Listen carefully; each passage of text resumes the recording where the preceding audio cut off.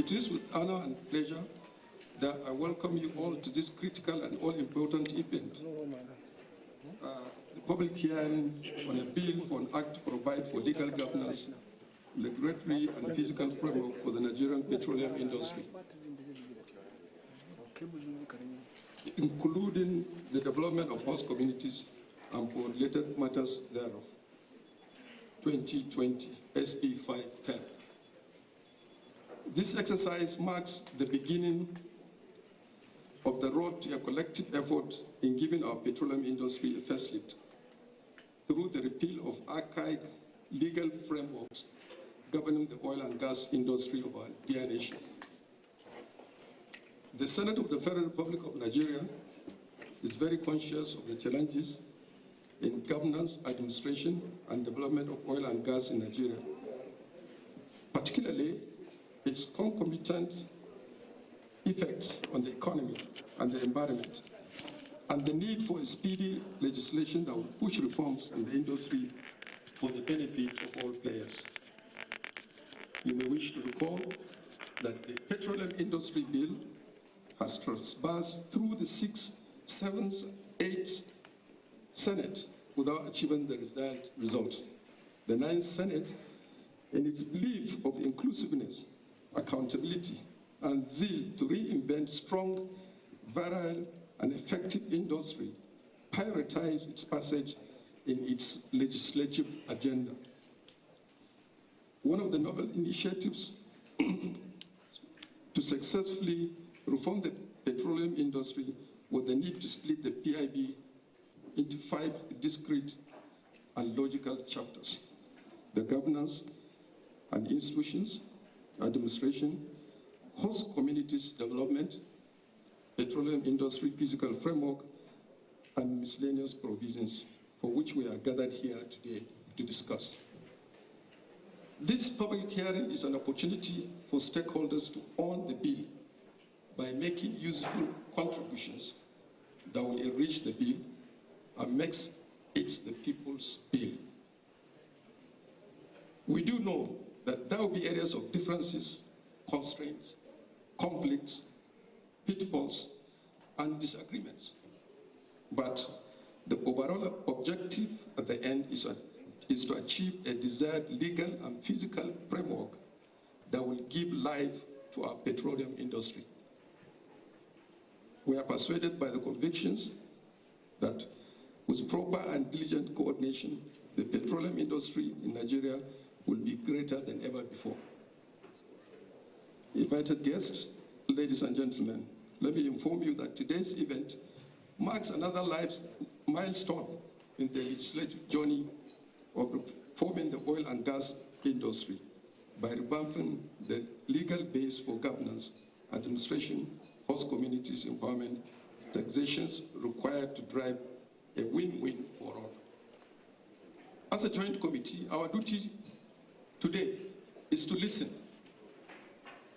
collect all stakeholders' views, and at the end, come up with an agreeable position that will be in the best interest of government, investors, and the people in particular. The resolve and will to achieve this feat is a challenge we must overcome. The choice is ours, and the option is open. But we must cooperate to bring the needed reform in the oil and gas industry in line with global best practices. As stakeholders, please feel free to sincerely express your views. Be articulate, frank to a fault, and objective in your contributions. Be rest assured that your contributions and concerns to the extent of its superiority will be captured in the bill. Every position in the bill for now is subject to change. I'm convinced that our collective efforts within these 2 days of public hearing will bring the much desired and long-awaited dreams of our potentials associated with oil and gas producing countries into reality. At this juncture, I have the pleasure, the honor, and the privilege to invite the President of the Senate, His Excellency Senator Dr. Ahmed Lawan, CON, to declare this public hearing open. Thank you very much. Of attempted legislations for the petroleum industry in Nigeria will say, well, here we are again. Here we are again, the PIB is back to the National Assembly. And when such a person may say this, he may say so with some sense of maybe pessimism, hopelessness, suspicion, doubts, and maybe another waste of time and public resources. So what is different now? The Petroleum Industry Bill could not be passed in the 6th National Assembly. It could not be passed in the 7th. And it could not, some part of it was passed, but not assented to. And some part of it was not passed by the National Assembly. So what is different? Something is different now. The PIB is one of our central pillars in our legislative agendas. It's so key, it's so significant and important to us in the 9th National Assembly, like the previous assemblies. And we believe that we can defy all those odds that militated against the passage of the bill previously. So we decided to be a little bit different. First, we said let it be an executive bill, because that was an issue. Let it be an executive bill, but with significant consultation with our committees, particularly in the National Assembly, our petroleum and gas-related committees, before the final shape of the bill. When I say consultation, does not mean that whatever has come to the National Assembly is a deal. No. But we might have, or our committees would have achieved some level of consensus with the executive arm of government on some or most of the issues. Other members of the National Assembly will still have their day. But at least we would have succeeded in narrowing down areas of friction between the executive and the legislature. So while it is an executive bill, at least the legislature understands most of what is there at the committee level. That we think is important.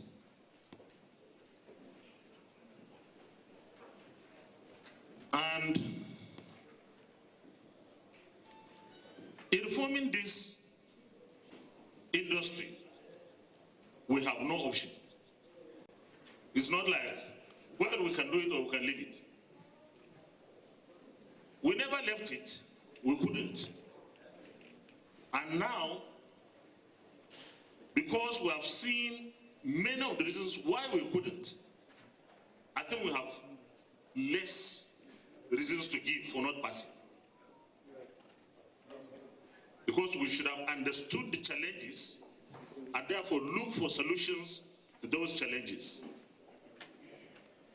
We believe that reforming this industry, we have to have a bill, a PIB,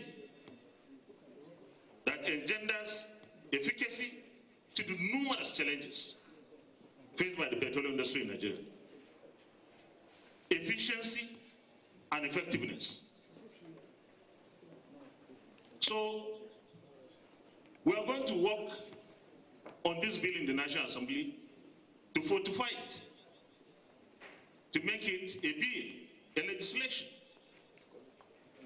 that will stand the test of time.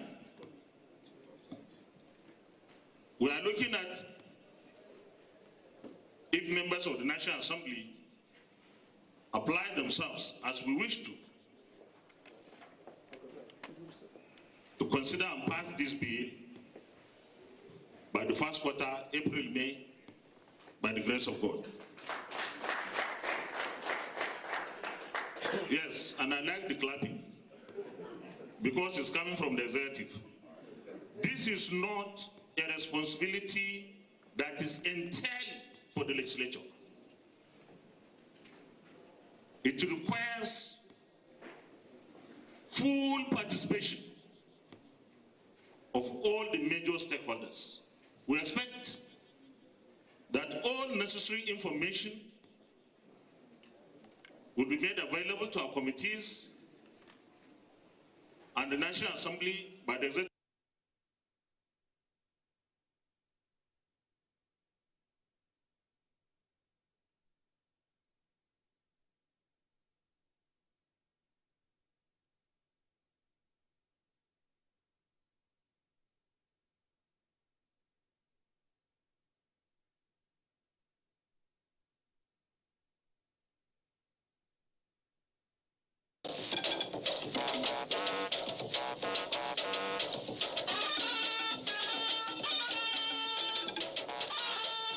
NTA News. When the news breaks, we mend it and present it without blemish. NTA News, authentic and authoritative.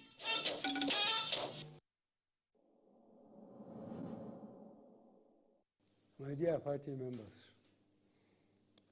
there comes a time when all good people must not only speak, but rise up and get involved in the task of improving their society. The need has never been greater than now for all Nigerians to actively contribute to the all-important task of nation building by bringing about good leadership and governance. For most citizens, their greatest weapon is their vote. Register now for your party and register when the time comes for elections.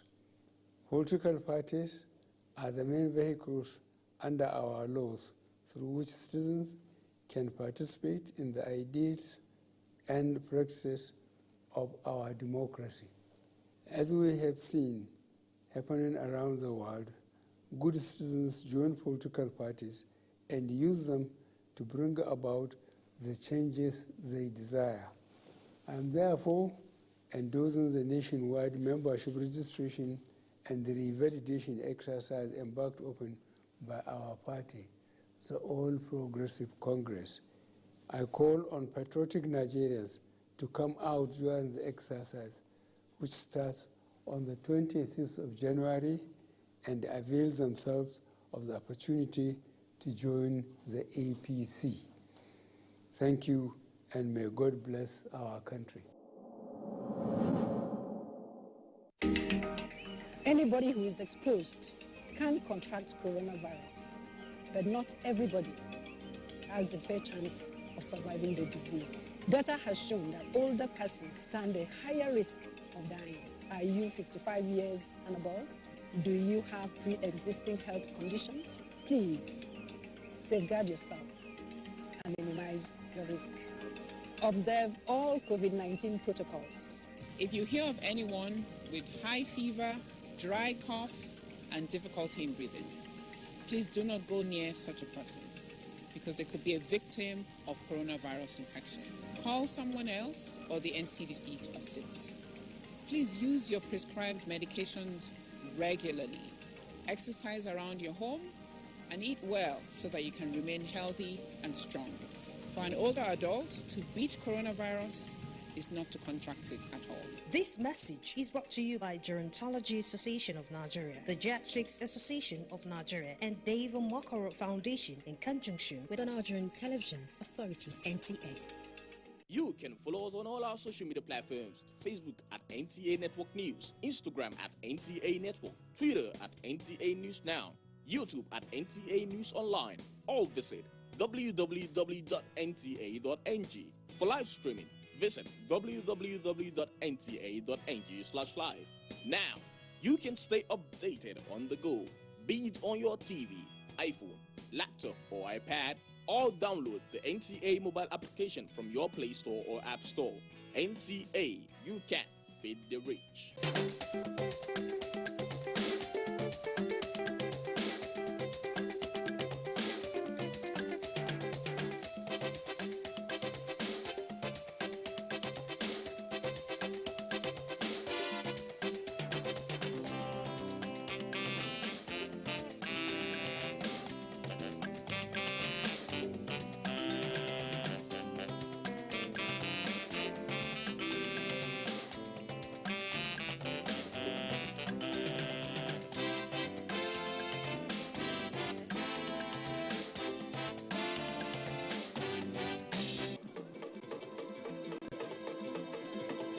Nigeria, a nation of great people, different tribes and languages, yet we are united in our diversity. All over the world, Nigerians are known to be very hardworking and resilient people. In our history as a nation, there have been many storms, but just like the eagle, we always soar very high above the storms. Together, as a nation, we stood against Ebola virus disease in 2014, and we conquered. Together as a nation, we shall stand against COVID-19, and we shall surely triumph.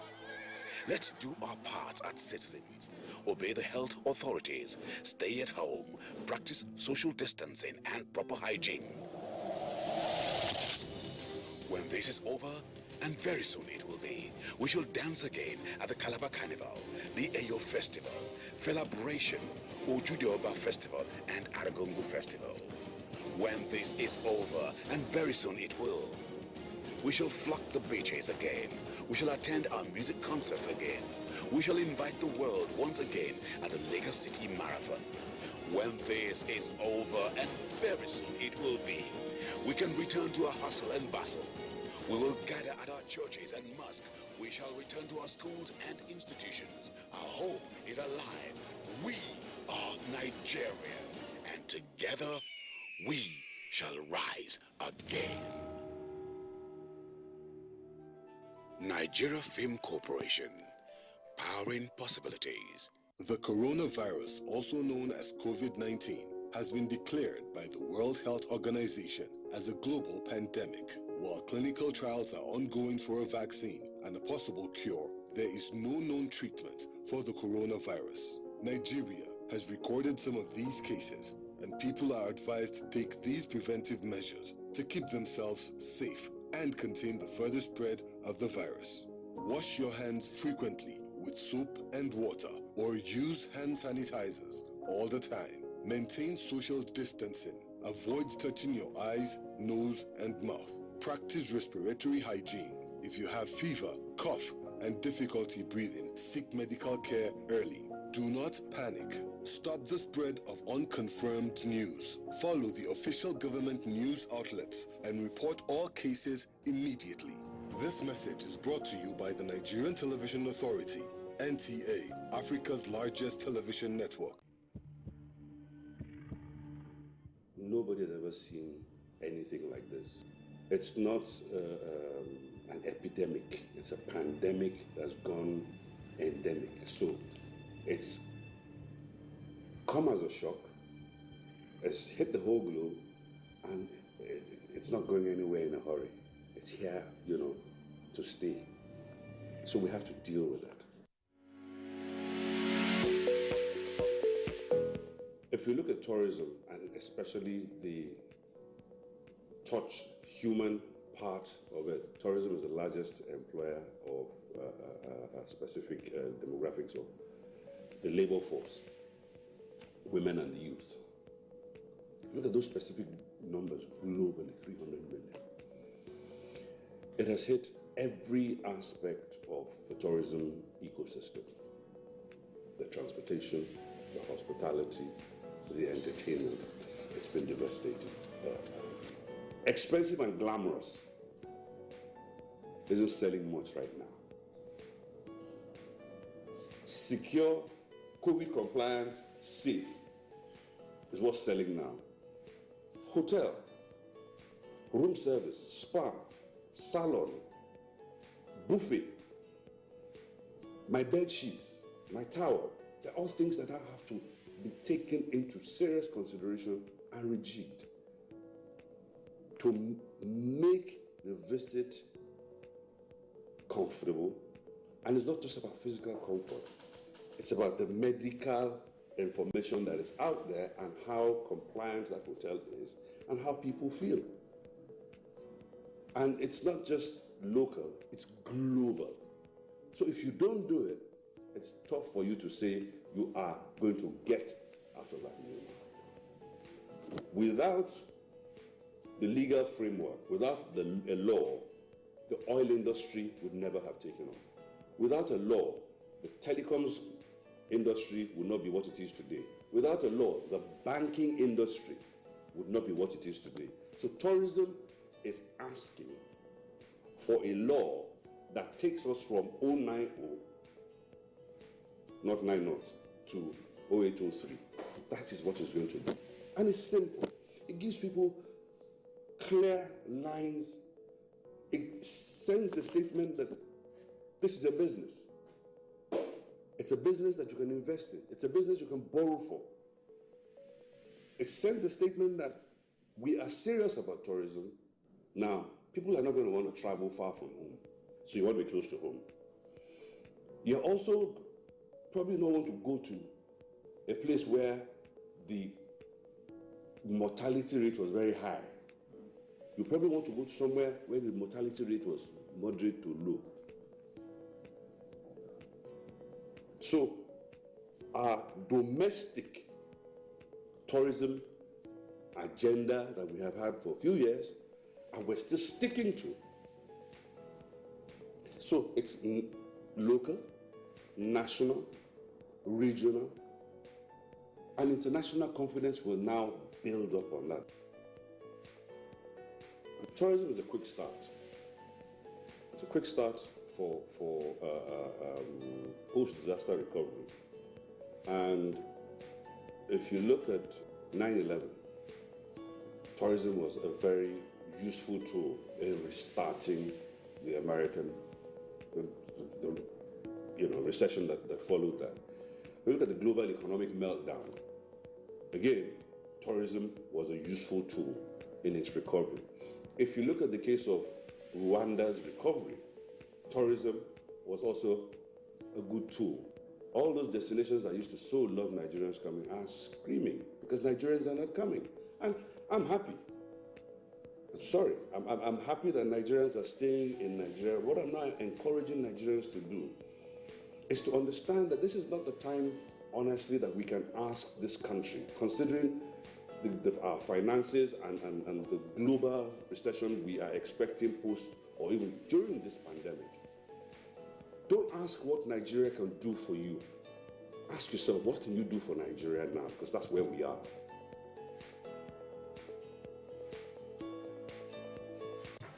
Having listened to the President of the Senate and listened to all the other presentations, including the prayer of the chairman of the Senate Committee upstream, I actually do not think that I need to say anything else.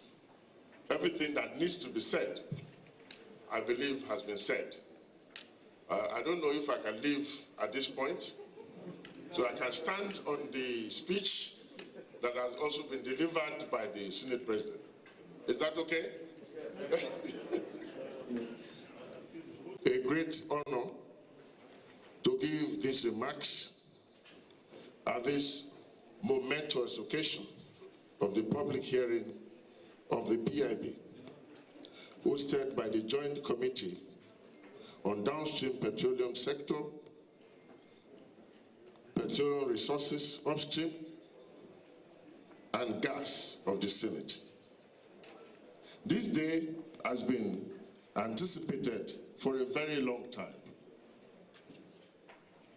Given the checkered history of the various attempts to pass the PIB, and has been made possible by the effort of different stakeholders within the executive and the legislature who have worked with patriotic and selfless zeal to make this happen. I want to place on record my gratitude to Mr. President Muhammadu Buhari, for his immense support and guidance, which culminated in the transmission of the PIB to the National Assembly on the 28th of September 2020. This bill was tabled before the 9th Assembly on the 30th September, and since then, the distinguished lawmakers have worked assiduously on it. And this has accounted for the good progress that has brought us to this day of the public hearing. The distinguished senators have also promised to consider and pass the bill into law expeditiously. And I want to place on record the sincere gratitude of the federal government and the good people of Nigeria, who will benefit from the passing of the PIB by the distinguished senators. The journey to enthrone a viable and investment-friendly regulatory framework for the Nigerian petroleum industry has been on for the last 20 years and has been characterized by all sorts of challenges that have prevented that journey from reaching the desired destination till date. That notwithstanding, the necessity for reform of the Nigerian petroleum industry to make it conform to current realities, to properly position it for the challenges of the future, has made it imperative that the effort to pass the PIB is sustained and finalized. Indeed, the world has changed significantly since the first effort of reform was made in the year 2000 to pass the PIB. The Nigerian petroleum industry faces challenges arising not from the domestic environment, but from the wider international environment. Apart from the current COVID-19 crisis, which has caused the strongest recession experienced globally since 2029, the industry faces other critical challenges. Several nations have announced the intent to comply with the Paris Agreement 2016 and have adopted climate change policies with a target of being carbon neutral by 2050 or 2060. This means that the usefulness of fossil fuels will diminish significantly, and even where they are still utilized, must be offset with some form of carbon capture technology.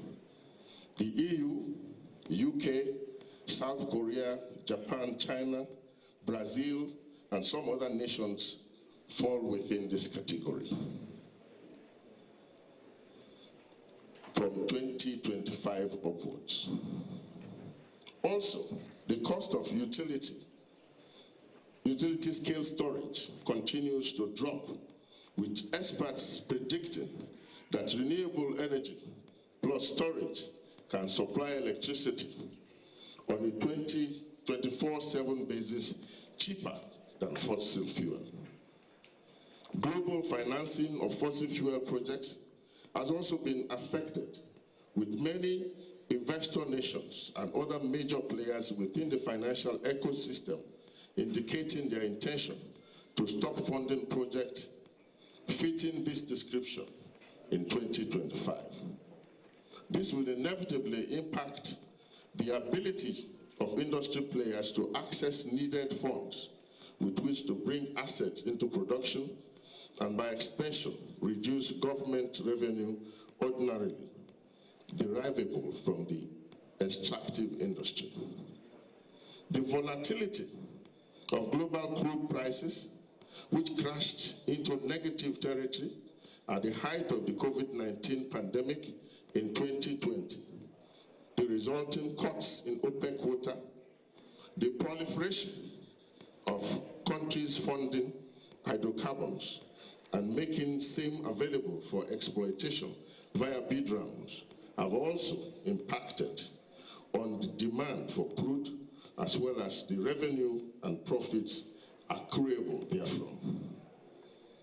The above scenario underscores the urgency that necessitates the passing of the PIB, which overhauls the legal and regulatory framework of the Nigerian petroleum industry and clarifies the rules of engagement for the monetization of our valuable hydrocarbon resources. The philosophy which underpins the design of the PIB is anchored on several objectives and core principles. At the heart of this philosophy is the overarching aim to establish good governance, competitiveness, global best practice, and the ease of doing business within the petroleum sector. The bill is designed to guarantee early revenues for government, clarify roles, and simplify administration of the sector, infuse transparency and predictability in regulation, ensure equity and fairness for all industry players, and mandate the rules-based responsiveness of regulators.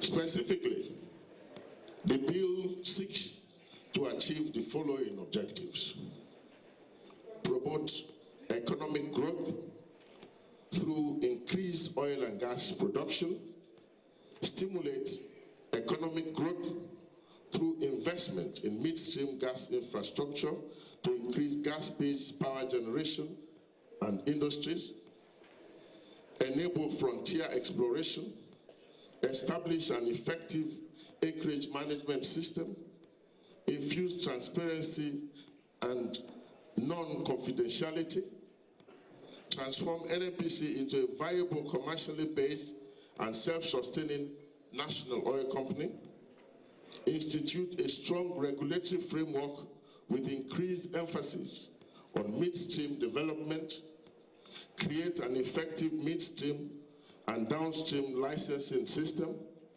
mandate improved environmental measures, assist host communities in petroleum operation areas to achieve their aspirations. In order to achieve these objectives, the bill is structured into 5 chapters as follows: governance and institution, which contains provisions on how the petroleum industry will be regulated, the regulators, their duties, powers, and responsibilities. Administration, which contains provisions on the administration and management of acreages in different terrain. Host community development, which contains provisions on the comprehensive framework for ensuring that host communities in the areas of operation of petroleum activities will benefit therefrom. Petroleum industry fiscal framework, which contains provisions on the applicable fiscal regimes across the petroleum value chain, and miscellaneous provisions on transitional provisions, repeals, interpretations, etc. To get to this point of the process, several engagements have been held with key domestic and international industry stakeholders, including industry players and operators, with a view to generating some level of consensus in the National Assembly. While every care has been taken to accommodate different shades of opinions in the bill, it cannot be complete without the input of the generality of the public, which is what will ultimately enrich the document and vest upon it the legitimacy and acceptance that is required to operate the law when passed. Participants at this hearing are assured that their voices will be heard and every effort will be made to integrate the best ideas and interventions into the final document. We appeal for understanding in instances where particular viewpoints have not been captured or reflected in the document, as it is impossible to accommodate every opinion on these many, many shades of opinion.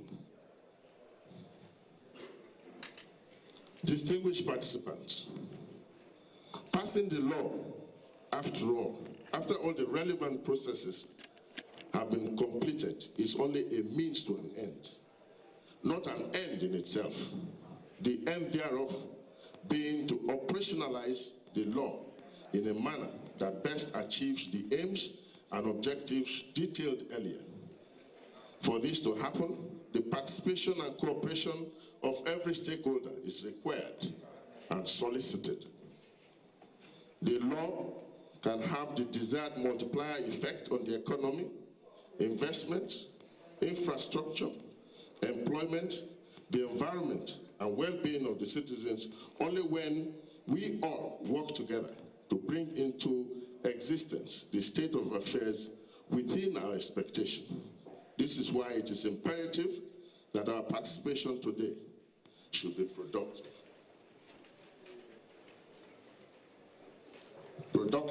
Focused, and devoid of rancor, acrimony, and disruption.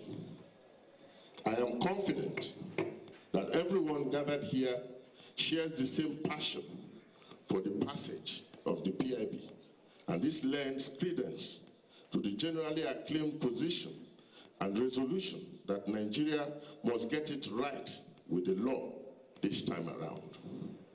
I am available to assist in any process, progressing the process every step of the way, and look forward to the participation of everyone here present.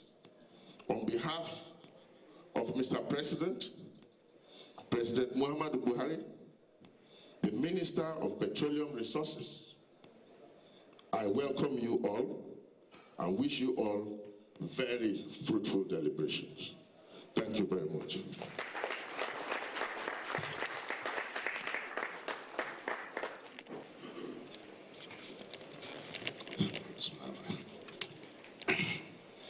Thank you very much, distinguished Senate President. I'm very mindful of the guidance that I have that I should avoid protocols, but I can't avoid recognizing the presence of Mr. Chairman of the Joint Committee, distinguished Senator Nakudu, and we're very grateful. We're happy to be here.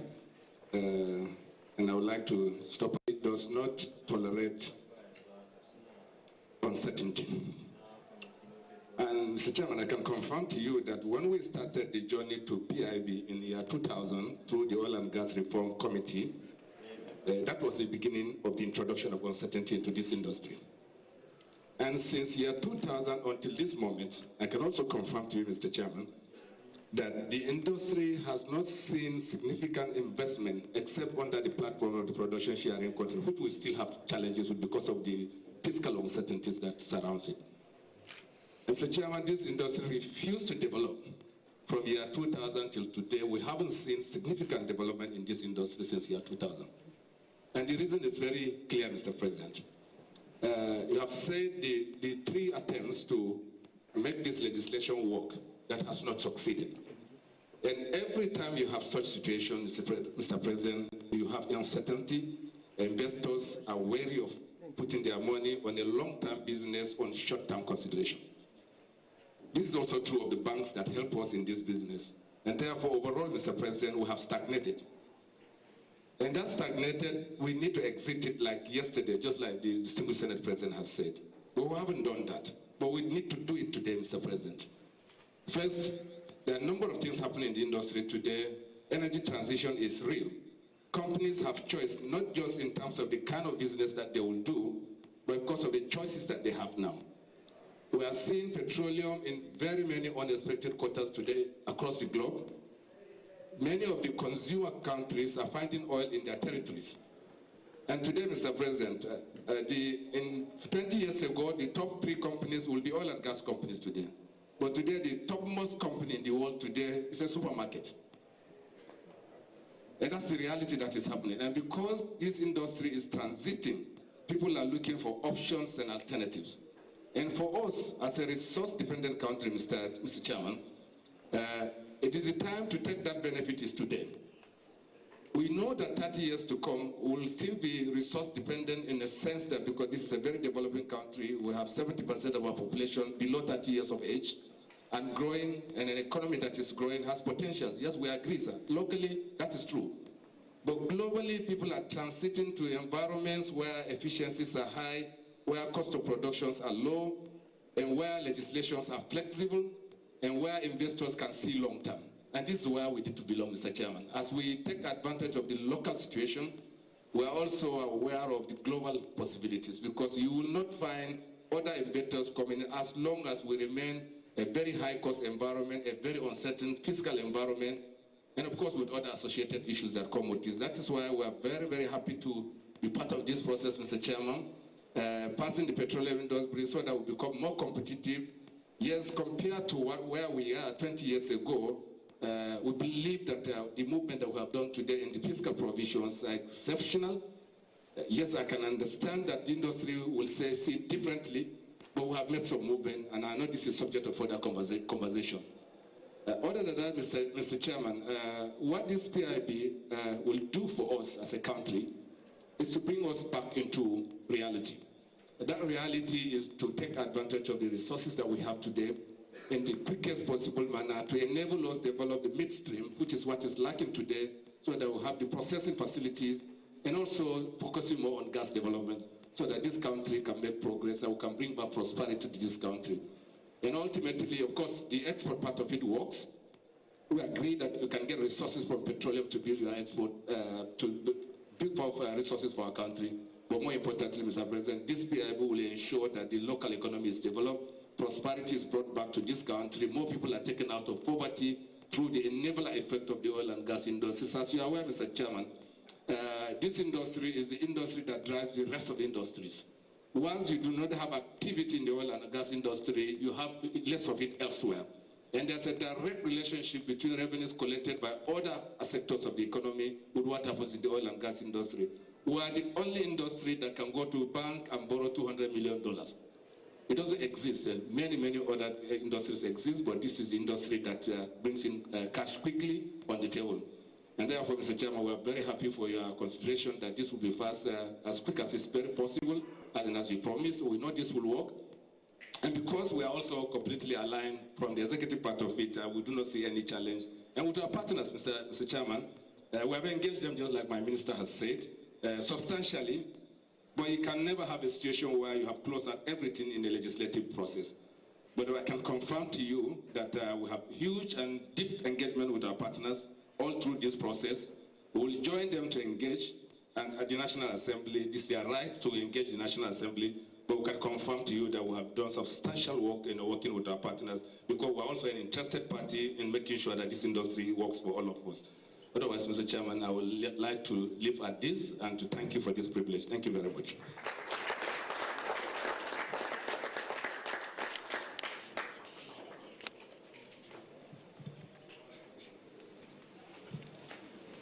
We thank you very much, the Group Managing Director, James Etim from Akwa Ibom, the Commissioner of Power and Petroleum. I stand on the existing protocol, and I would love to make some comments on this bill. there are certain highlights, 3 of them mainly, that I would love to make regarding the environmental management, host community development, ownership of the various incorporated institutions that the bill proposes to establish. Sections 101 to 108 make provisions for the protection of the environment. Unfortunately, the environment is also a part of the concurrent legislative list, but there are no clauses mandating the lessee to be familiar with or to comply with the state environmental laws. This should be considered because neglect of state laws by our companies most of the time leave the environment of the host communities devastated. And typically these devastations would have negative health and economic consequences on the members of the host communities. Secondly, the host community development fund should also be taken a look at. For the development of the host communities to be a reality, the overwhelming power that has been given to the settlers to select and appoint members to the Board of Trustees and management teams should be reconsidered. I'd like to state, sirs, that Section 242 states thus: the Constitution of the Host Community Development Trust shall contain provisions regarding the Board of Trustees to be set up by the settler, who shall determine its members and the criteria for their appointment, provided that the membership of the Board of Trustees of the Host Community Development Trust shall be subject to the approval of the Commission or authority as the case may be. The settler shall, in determination of the membership of the Board of Trustees, include persons of high integrity and professional standing who may not necessarily come from any of the host communities. Honorable members, sir, we are of the opinion that the host communities should be considered. Membership of such, the Board of Trustees should actually come from the host communities, because they are the ones that are being affected, whether there is an oil spillage or other environmental impact that affects them negatively. They are the ones that are being affected. Also, they are the ones that know the social terrains. So it is our opinion that members of the host communities should form a part of the Board of Trustees.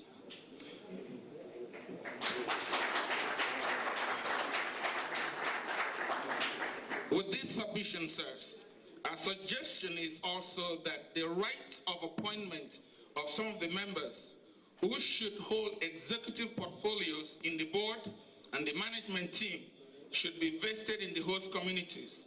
So currently, the state government nor the host communities have such opportunities or rights.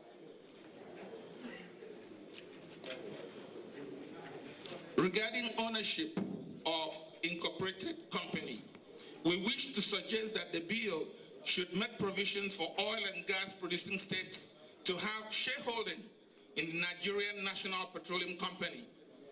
This will build trust and confidence in the host communities and also reduce instances of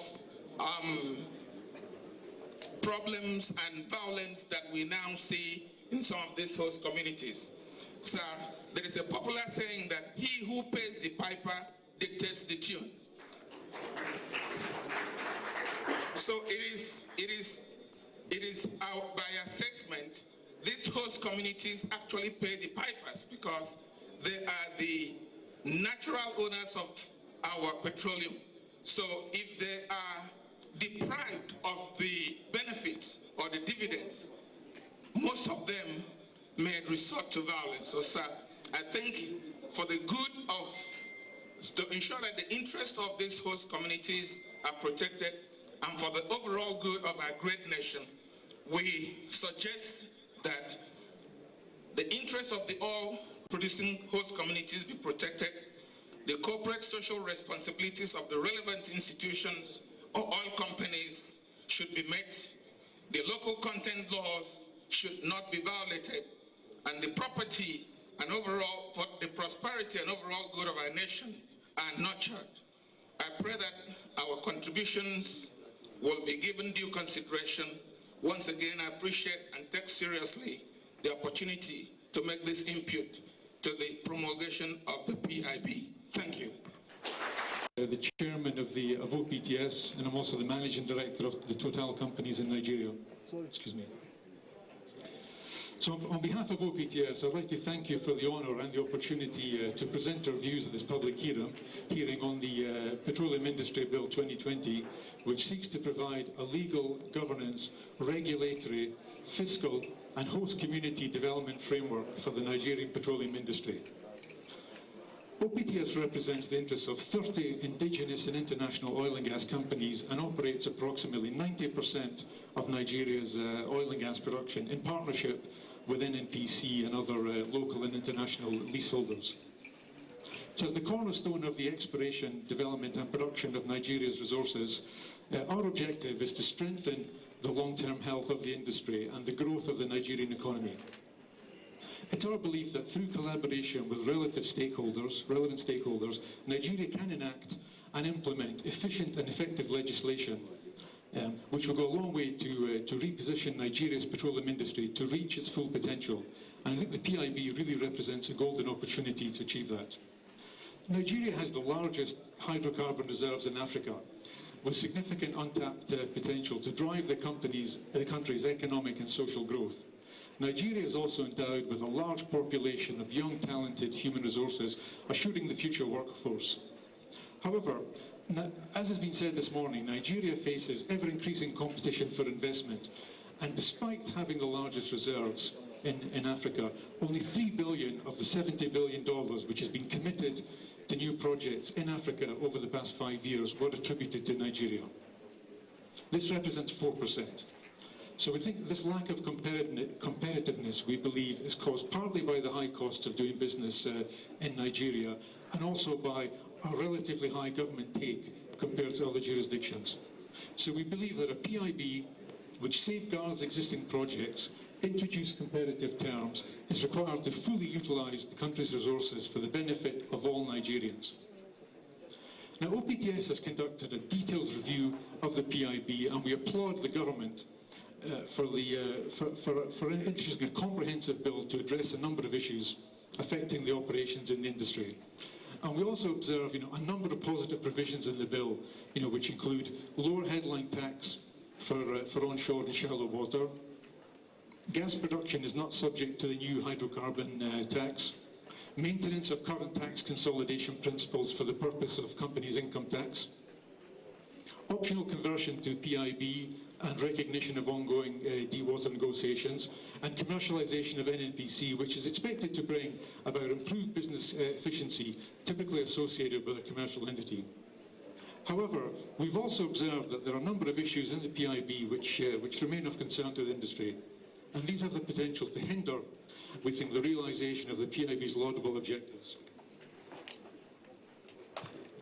Which are to reduce Nigeria's global competitiveness and to deter the much needed investment, especially in deep water, to grow new projects. So if I may, I'd like to deliver some of our comments in a, let's say, in a frank and constructive manner, which I think go along with the objectives that we've heard this morning from the distinguished speakers already. So there are 7 main issues I would like to highlight, if I may. The first one is on deep water developments. As has been said, they have contributed significantly in maintaining Nigeria's oil production levels by offsetting the decline in the joint venture production. And it's also enabled a significant growth in Nigerian content and local capacity development. But significant discovered resources exist but have not yet been developed in the deep water sector, and we believe there's a challenge with the tightening of fiscals and uncertainty in gas terms. Now, unfortunately, in our view of the PIB shows that deep water provisions do not, we believe, provide a favourable environment for future investments and for the launching of new projects. So to ensure investors are encouraged to finance deep water projects, we ask that the PIB should grant deepwater oil projects a full royalty relief during the first 5 years of production, or a graduated royalty scheme as detailed in our submission. And we also ask that the PIB should remove the hydrocarbon tax from deepwater, considering that companies will still be subject to corporate income tax. Deepwater non-associated gas projects is particularly challenging and requires targeted measures to get projects off the ground. And there we would advocate for full royalty relief during the first 5 years, followed by a 1% royalty on gas and liquids thereafter. The second one concerns gas and the development of domestic gas. Again, Nigeria has vast resources, enough to meet both domestic and export requirements, that can generate substantial government revenue. Now, if properly developed, we believe these gas resources could be a catalyst for economic development, helping to solve the perennial issues with electricity, drive gas-based industries, and create thousands of jobs, thus creating a transition to a diversified gas-based economy. However, the PIB, we feel, does not address some of the key challenges facing gas development in Nigeria, such as inadequate midstream infrastructure, regulated gas pricing, and also the large and long outstanding debts, etc. Therefore, we feel there's a risk of jeopardising the realisation of the government's aspirations in the domestic gas sector. So again, we would like to see a clear path for transitioning to a free market-based pricing, not adding additional, let's say, compliance conditions on domestic gas delivery obligations. The third one concerns the preservation of base businesses and rights. We feel this simply means honouring existing agreements, and it's critical, I think, to promote a stable business environment and to maintain investor confidence, which has been mentioned again already this morning. And as you know, oil and gas projects require many billions of dollars in upfront investment, and it takes many years before the investments are recovered. Thus it's crucial to investors that contract terms with these huge investments, that have been made should be respected. And there are some areas in the PIB where we think that could be improved. We recognise, of course, the right of the government to change laws. However, we would like to see some changes to maintain the reputation amongst investors. And we think it's important for the PIB to explicitly preserve base business rights and rights for existing joint ventures, production sharing contracts, which form the basis of future growth. So operators, we believe, should be allowed to retain the entirety of the lease areas, and new terms should apply only to new leases and licenses. This will give investors the opportunity to consider the new terms prior to making investment decisions. And over the years, Nigeria has built a very strong reputation for honorising the terms, and we hope this long-standing tradition will be upheld within the PIB.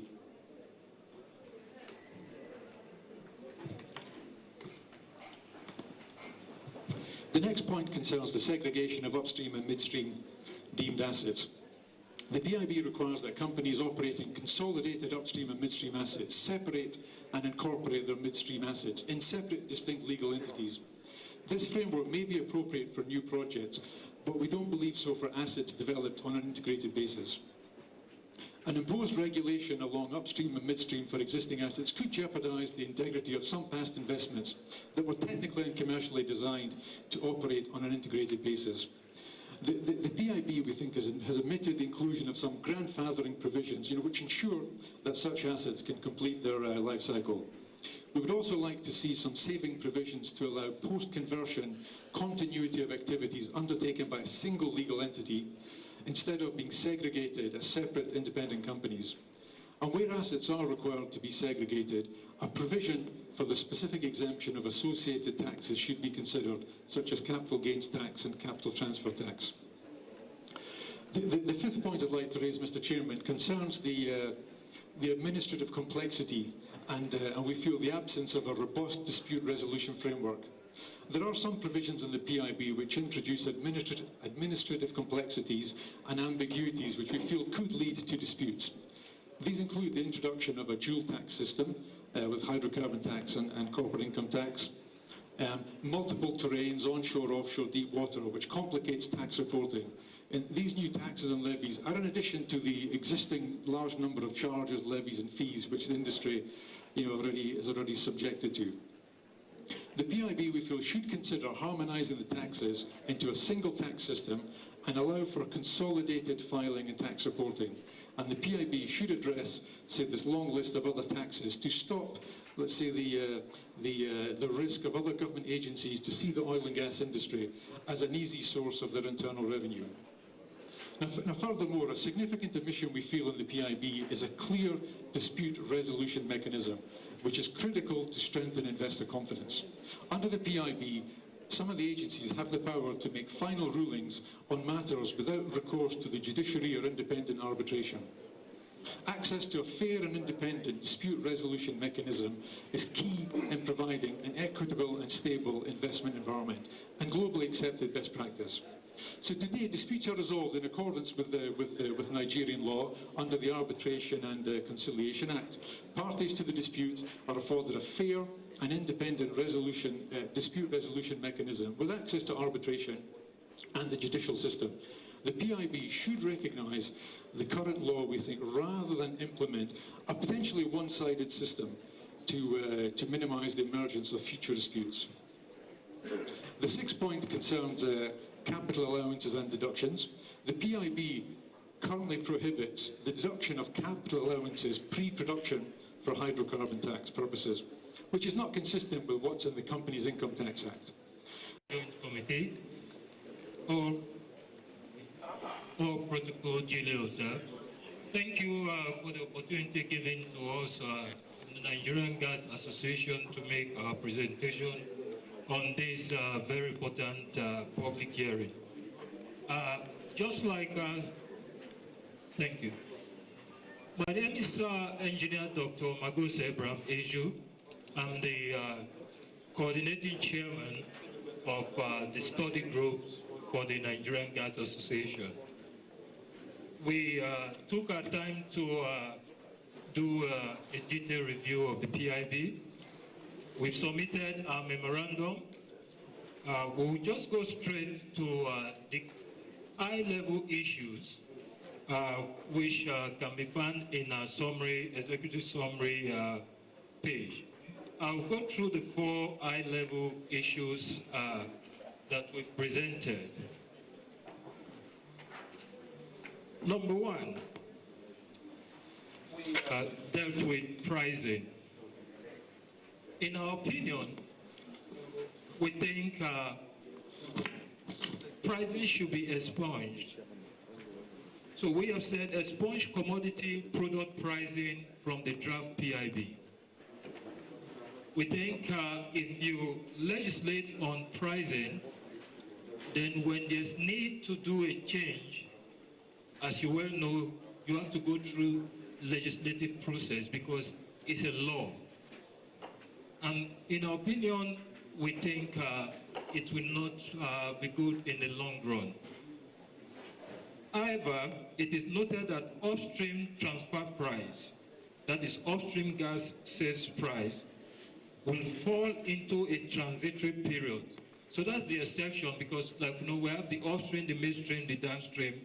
So, but for the upstream, there's a peculiarity. So we think that the upstream transfer price will fall into a transitory period, after which it goes into full market-led, willing buyer, willing seller phase. But we also noted that there must be clear triggers in the law when the PIB is passed into law. And so we listed the triggers we think to stand the time to transit to full market. And one of them is there should be third-party access to infrastructure, mainly pipeline infrastructure, that is for gas, with respect to gas. This regulatory instrument needs to be in place. Number 2, trigger to transit from transitory to full market-led is that the pipeline connection between the eastern and western network will be established. The NNPC is currently doing quite a lot of work. There are a number of pipelines that are being constructed currently, and we think that they should be fully operational for this transitory phase to take place. And 3, operationalization of the gas swap framework as per the network code. The regulator should be mandated to ensure the operationalization of the gas swap in consultation with stakeholders within 18 months of the enactment of the PIB into law. Thankfully, our Honorable Minister and with his team in the petroleum sector have launched the Gas Network Code, and so that's already ongoing. Number two issue that we highlighted among the 4 high-level issues is governance. Number one, we think there should be independence of the regulators. That independence should be guaranteed and enshrined in the PIB. Like we know, we have the Commission and we have the authority. Those are the 2 regulators that will take care of the upstream and then the midstream, downstream. We think they need to be, their independence needs to be clearly stated and enshrined in the PIB. Number 2, there should be mandatory stakeholders consultative forum where resolutions are binding. We think regular engagement between the regulators and the stakeholders should be enshrined in the PIB. Number 3, we also think that there should be consequences to be prescribed in the law for judicial review to sanction regulators who fail to achieve a given KPI. For example, we talked about agreed triggers to transit from transitory pricing to market-led. Okay, I'll be done too. So we think that's part of our recommendation. Number 3, gas-based industries, GBI. We propose that we take the opportunity of this PIB to establish a gas-based industry GBI commission. The GBI commission is important to drive industrialization via the gas-based industry. Right now, we're looking at gas to power, but in the long term, the gas-based industries will be the industries that will utilize our gas resources. And just like most countries, example Saudi Arabia have done, we should have a gas-based industry commission to begin to drive that. And lastly, please, our last item is competition and market regulation. And we said that section 210 needs to be strengthened to promote competition and avert anti-competitive behaviors. Regulators to regulate competition rather than determining pricing. These are the 4 high-level items. The details are contained in the memorandum. Thank you so much, Mr. Chairman. My name is Yudi Intia. I'm an executive director with ExxonMobil Companies in Nigeria. On behalf of ExxonMobil Companies in Nigeria, I would like to thank you for kindly extending an invitation to present our views on the PIB at this public hearing, and by so doing contribute to the consultative process on this important legislation under consideration by the various committees. ExxonMobil upstream affiliates in Nigeria operate several joint venture concessions and deepwater production sharing contracts, which currently focus on major secondary oil recovery projects, natural gas liquids, gas monetization, and significant investment in the national content development. The ExxonMobil upstream affiliates operating in Nigeria are Mobil Producing Nigeria, MPN, Esso Exploration and Production Nigeria Limited, EEPNL, Esso Exploration and Production Nigeria Offshore East Limited. These companies have notable history, proven experience, and a strong record of contributions to Nigeria's development. A comprehensive reform of the petroleum industry is important for Nigeria and its partners. We support the overarching objectives of the Petroleum Industry Bill, which are geared towards encouraging the evolution and growth of the oil and gas business, also promoting greater efficiency, stimulating sustainable investments, and ultimately optimizing revenues for the nation. Chairman and distinguished senators in the joint committees, As an integral member of the OPTS, we are fully aligned with the core issues and positions already articulated by the chairman, and also as expressed here by the OPTS chairman. ExxonMobil affiliates in Nigeria are fully focused on working with all stakeholders, especially the National Assembly, in the following areas: preservation of existing projects and end rights, including non-forfeiture of claims on existing disputes, as well as retain stabilization rights on past and future changes in legislation or regulation for existing joint venture licenses and leases and production sharing contracts. New terms shall apply to new contracts and licenses. Ensuring that the fiscals and non-fiscals of Nigeria's PSCs reflect the interplay of the balancing the country's specific factors such as resource characteristics, social and environmental priorities with global factors such as microeconomic climates and investor risk appetite, and of course competition for investable funds. Global competitiveness is much more than government. It's much more than government take comparisons.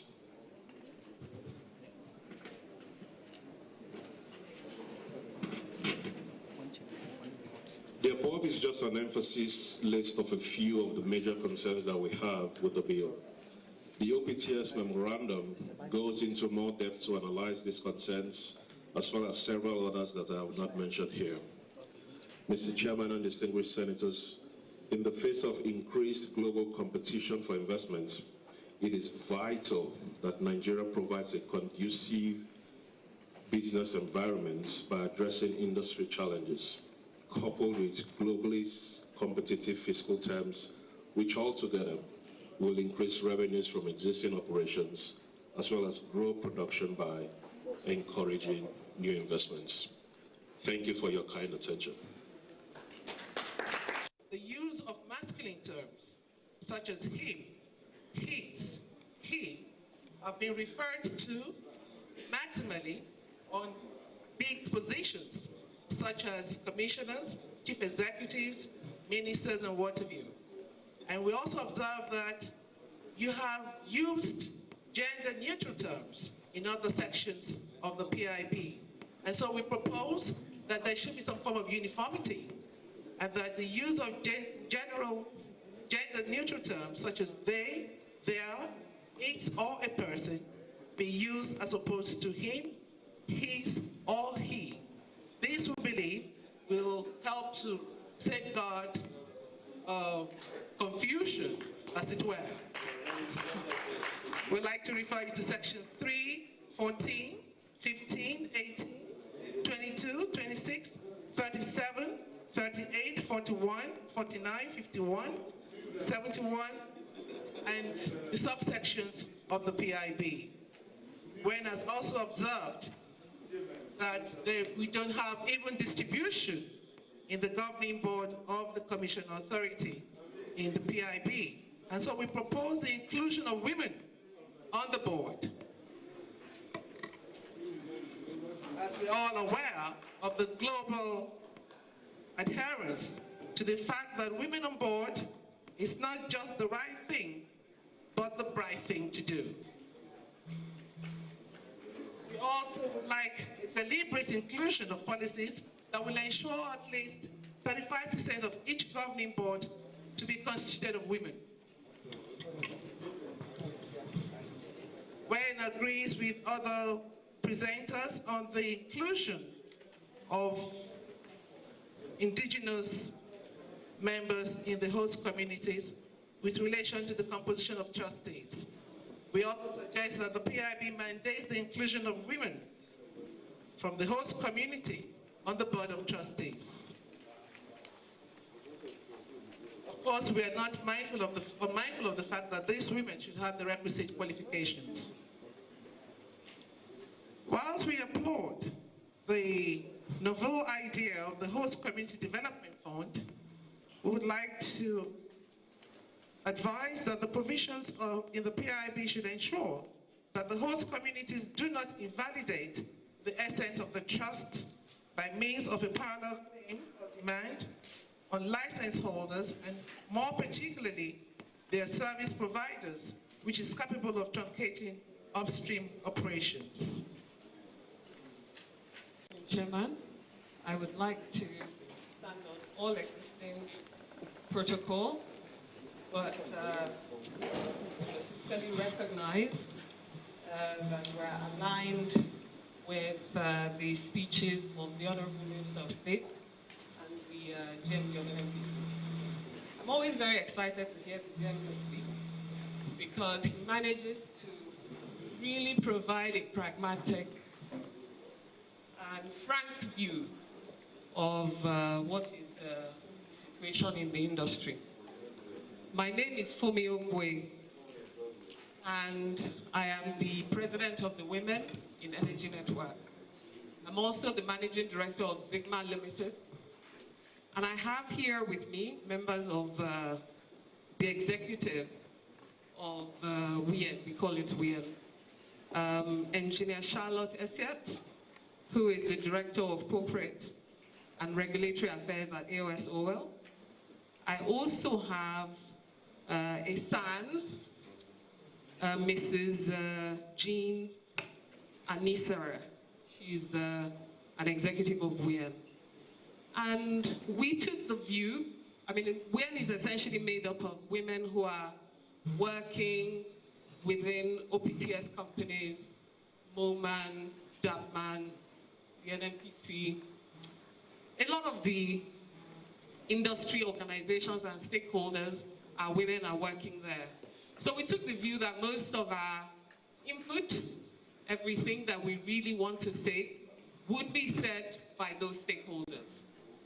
And we decided to focus our energies on three main things. Gender participation, of which, unfortunately, is completely absent in the PIB today. The draft that we have seen, whilst we agree is very good, and all the stakeholders that you have heard come before me have been extremely eloquent, articulate, and comprehensive in their input. So a lot of the technical content has been covered. But in the draft of the PIB that we have seen, it refers, when it talks about a person, it refers to that person in the masculine gender. So it talks about him and her is completely absent. So in our submission, we would be talking about that, how we believe that women have a role to play, not only in the industry from a technical perspective, but in ensuring governance is upheld. So we would speak a little bit about that. We would also be talking as investors. We believe that the Host Community Development Trust Fund contribution at 2.5% is too high, and there's precedence of the NCBNB, which is around 1%, which we think is appropriate. So we would speak about that. However, we would talk about things from a legal perspective. So I will have Jean, who is, as I said, his son, and representing us in this regard, speak in detail. But before I bring her on, I really would like to thank the distinguished senators and the chairman for having us at this hearing. I believe this is the first time that women have been specifically invited, so we're very grateful. Mr. Chairman, I sincerely want to stand on all the existing protocols. My name is Victor Bandele. I am the Deputy Managing Director of Total. I'm representing, the message I'm bringing is the Total message. It is different from the message that my MD brought.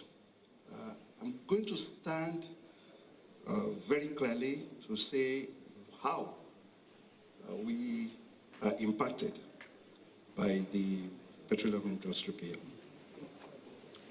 Total, as a company, welcomes and appreciates this opportunity To comment on this PIB, the bill was a major piece of legislation that will fundamentally impact our industry and the prosperity of Nigeria. I emphasize that. It will impact the prosperity of our dear country. We hope to see implemented through the PI bill a globally competitive fiscal and administrative regime that makes Nigeria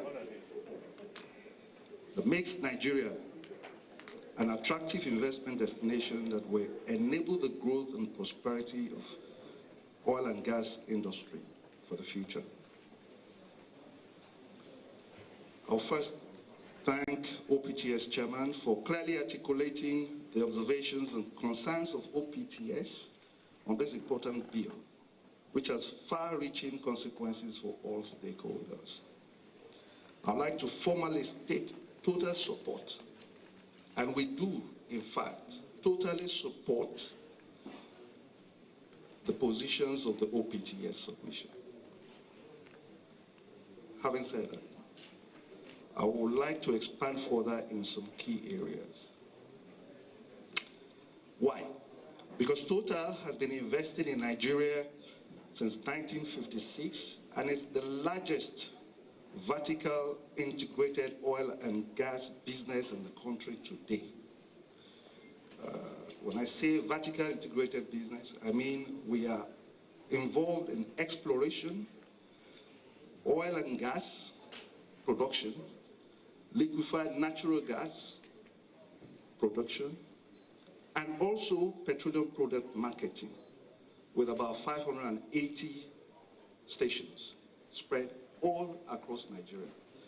So Total is in the upstream, is in the midstream, and is in the downstream. We are fully involved in the business of this place. I am very passionate about the deep offshore, and I will go a bit deep into that. So Total has championed deep offshore development in Nigeria and invested significantly over the past years, despite the challenging environment.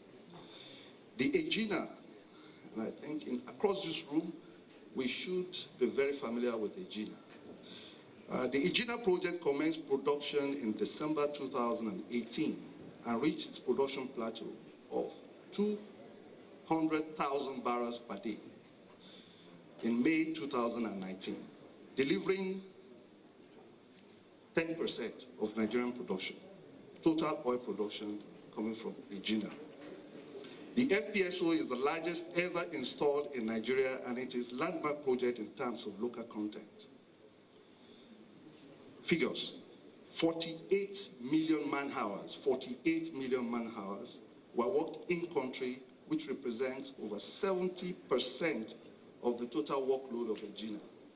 So a big project like that, and we say 70% of the workload was done in country. Egina demonstrates that a world-class development can be delivered within the framework of Nigerian content legislation and can build significant local capacity to the future projects. And this is in joint collaboration with the entire industry. The NCDMB, NNPC, the government of Nigeria, all stakeholders were involved in this. Distinguished senators, such a landmark investment would not have been sanctioned under the deep offshore terms proposed presently. Despite lowering the tax rate, the bill retains the penalizing high royalty rates of the Deep Offshore Act. It removes established investment incentives and replaces them with production allowances of limited value, and increases administrative complexity with a new hydrocarbon tax. I think many of the stakeholders have mentioned this previously. The terms are less competitive than those we currently have and make most new deep offshore projects less viable. So Total recommends the proposal made by OPTS to support the deep offshore with the implementation of a 5-year royalty relief mechanism available on all leases from enactment. We also recommend that the removal of hydrocarbon tax in the deep offshore with taxation over the company's income tax only and making production allowances deductible for CIT. All these measures are required to ensure the successful exploration and development of Nigeria's large deep offshore assets. I think these have been enumerated and elaborated serially. Second point, deduction and allowances. I would also like to remark on the subject of cost deductibility and allowances. The availability or the ability to freely deduct allowed costs from tax income, particularly in the early years of project life, supports investment activity. It's a big incentive for people when they see that you could do this. The PIB introduces a cost-price ratio mechanism that severely limits these deductions. This mechanism, as drafted, is not fit for purpose and significantly desensitizes new investment. It should be, we solicit that it should be reviewed, and OPTS has made a detailed proposal. And I've seen this proposal of the OPTS. Honestly, it is very fitting for the Nigerian situation. Furthermore, the tax deductibility rules in the bill are not consistent with the hydrocarbon tax and companies' income tax. For example, the PIB restricts the deductibility of non-Nigerian costs even when fully approved by NCDMB and budgeted by NNPC. The hydrocarbon tax provisions are further misaligned with the company's income tax as they prohibit capital allowances being used on the assets that are under construction. The differences do not change the overall tax revenue gathered by government. It doesn't change it, but does negatively impact the investors' returns in the early years that degrades a project economic viability. Chairman, members of this esteemed PIB ad hoc committee, a very good morning to you all. My name is Samson Ezugori. I'm the General Manager for Development for Shell Companies in Nigeria and the Director in Shell. I today represent the MD of Shell. And I would like to start by expressing our thanks to you all for the opportunity to share our views with this bill. First of all, I would like to say that Shell is truly and fully committed to this bill and for the framework. I must share the views of our senior partner, the GMD, this morning, when he elaborated the uncertainties facing the industry and how the uncertainty has actually turned the industry into supermarkets. If that happens and continues to happen, we know the far-reaching implications. First of all, we will continue to suppress the investment in the country and the development of our country. And additionally, we also continue to suppress the employment opportunities of our steaming youths. So our senior partner, we are also fully aligned with you and your views, and it is of our view and interest that we pass the bill in a very conducive environment in a way that it will continue to foster and attract investment opportunities into. Please permit me to stand on already established protocol. My name is Rick Kennedy. I'm the Chairman and Managing Director of...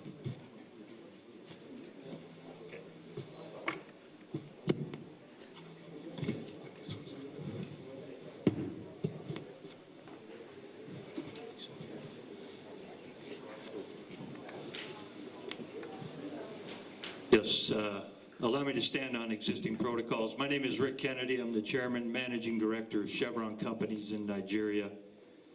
Chairman and distinguished senators, on behalf of Chevron Nigeria Limited, I thank you for the opportunity to present our views at today's public hearing on the Petroleum Industry Bill 2020.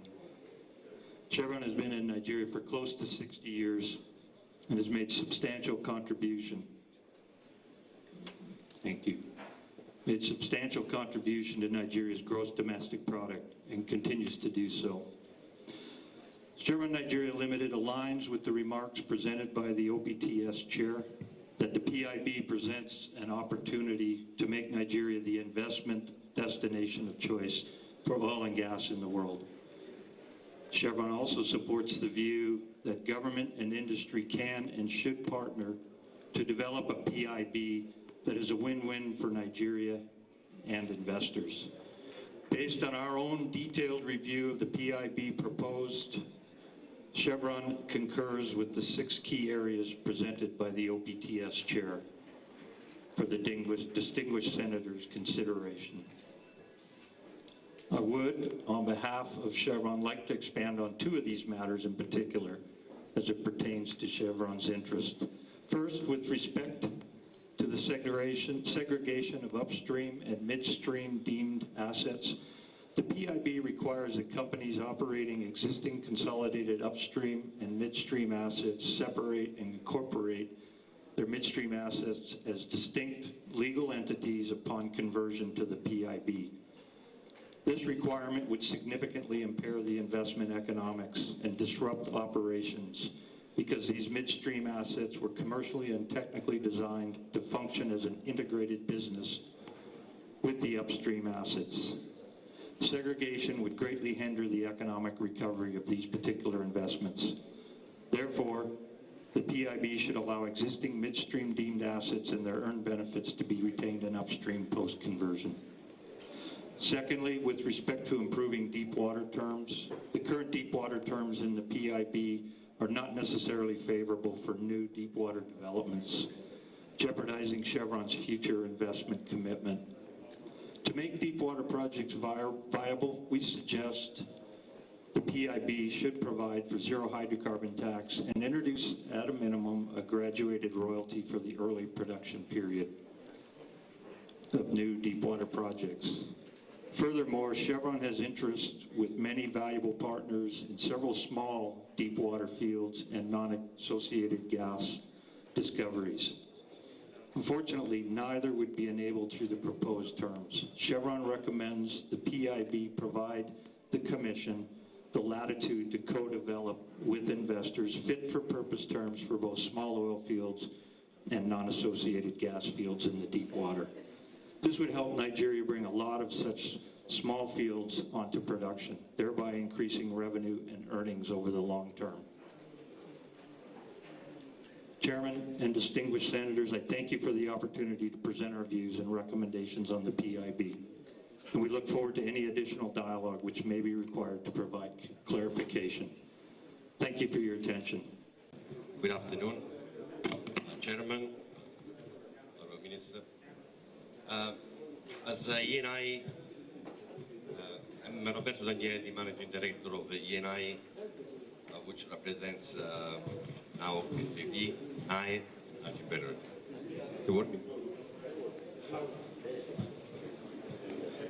So first of all, good morning again. I want to thank the Commission and the Senate and the government for the opportunity of the revision of the Petroleum Bill, which, as explained from our chairman of the OPTS, we fully support. We have been through a very deep analysis in the last months, and we appreciate very much the effort on trying to put regulations on the industry.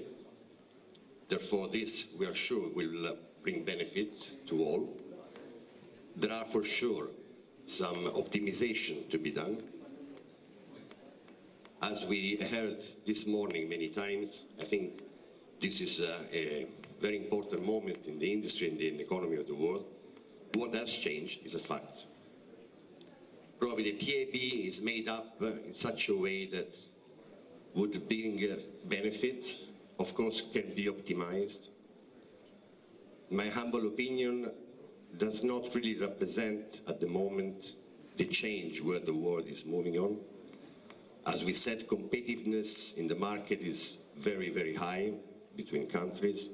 Unfortunately, funds availability is very small. The industry, all the industry, is facing a very difficult moment at the time, and therefore we need really to have regulations which can boost the investment in the country. Nigeria, as we said many times today, is one of the most important countries in the oil industry, and for sure has a bright future in front of it. But on the other side, energy transition is moving fast. The pandemic accelerated so much the transition, and time is not in favor because, as we said, there is a lot of resources in Nigeria. The oil industry by itself is a long-term business. It requires time to invest and to produce it. So we are running out of time. We really need to make the PIB pass at the best in order to boost the economy and the investment in the country. So thank you very much.